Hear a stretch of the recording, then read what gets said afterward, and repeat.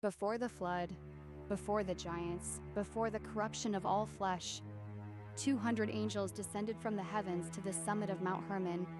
They called themselves the Watchers, and they swore an oath together, bound by their own names, that they would not turn back. 20 were their chiefs. 20 were the ones held responsible. These are their names. These are their crimes. The first was Semyaza, their leader. He taught enchantments and the cutting of roots, what men call witchcraft, what the ancients called sorcery. It began with him. He organized the pact. He led them all down. The second was Azazel. He revealed the metals of the earth, how to forge swords, knives, shields, and breastplates. He taught the art of war before war was known. He also taught the beautifying of the eyes, the use of costly stones, and the coloring of the flesh. Vanity and violence both came from his hands. The third was Gadreel. He taught the signs of the stars, the constellations, their meanings, their movements. He commands 365,000 spirits, and he instructed his fellow watchers in the deepest mysteries of the heavens above. The fourth was Gadreel, whose name means lightning of God. He taught astrology, the reading of storms, the omens written in lightning, and in the shifting of the sky. The fifth was Gadreel. He taught the signs of the earth, geomancy, how to read the cracks in the ground, the formations of stone, the patterns in soil as messages from powers below. The sixth was Armaros. He taught the resolving of enchantments, how to undo spells, how to break curses, how to unravel the very sorcery that others among the Watchers had taught. Counter magic, the undoing of sacred bindings. The seventh was Azazel. He taught the signs of the clouds, the reading of weather as prophecy.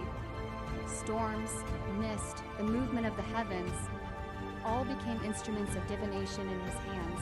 The eighth was Semyaza, once a guardian of Eden, once an aide to the archangel Uriel. He fell, and in his falling he taught mankind the signs of the sun, solar divination, the reading of light itself as omen and as curse. The ninth was Gadreel. He taught the courses of the moon, the lunar cycles, the tides, the forbidden calendar, knowledge once reserved for heaven alone. The 10th was Daniel, one of the chiefs of tens. He taught the hidden laws of nature, the signs written into the earth itself, the divine order turned to mortal use. The 11th was Gadreel. He is the angel of divine visions, of thunder, of the souls led to judgment. What he taught was the reading of omens and thunder, and the knowledge of what awaits beyond death. The 12th was Gadreel. He governed the waters above the firmament, the hidden cycles of rain and flood.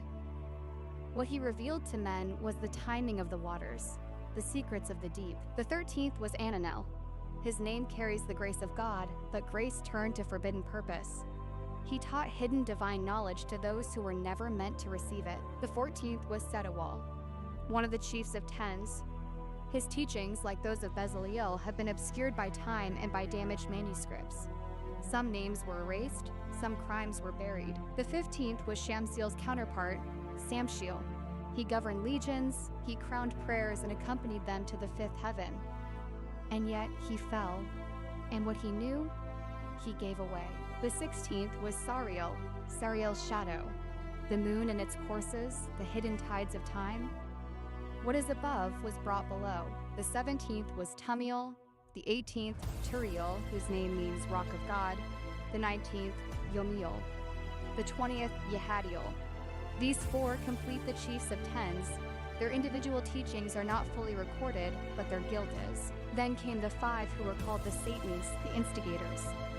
Yekon was the first among them. He was the ringleader, the one who first tempted the other Watchers into descending. He led the sons of God astray through the daughters of men. The fall began with him.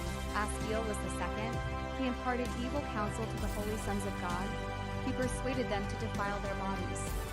The corruption of the divine, that was his work.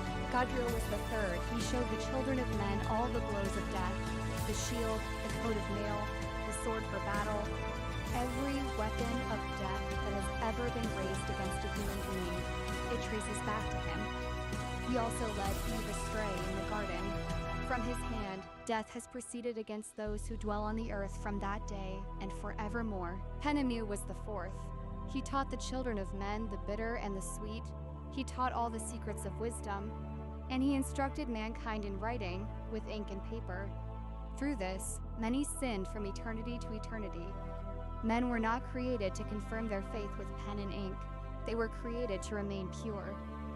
But through the knowledge Penemu gave them, they began to perish. Because day was the 5th, he showed all the wicked smitings of spirits and demons, the smitings of the embryo in the womb, the bites of the serpent, the afflictions that come through the noontide heat, the son of the serpent named Taba'e. This too was his teaching. He was the physician of death. And so they were judged.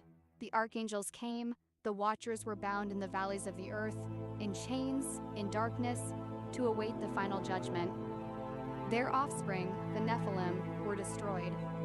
The flood came, the earth was cleansed, but the knowledge remained. This is for entertainment purposes only.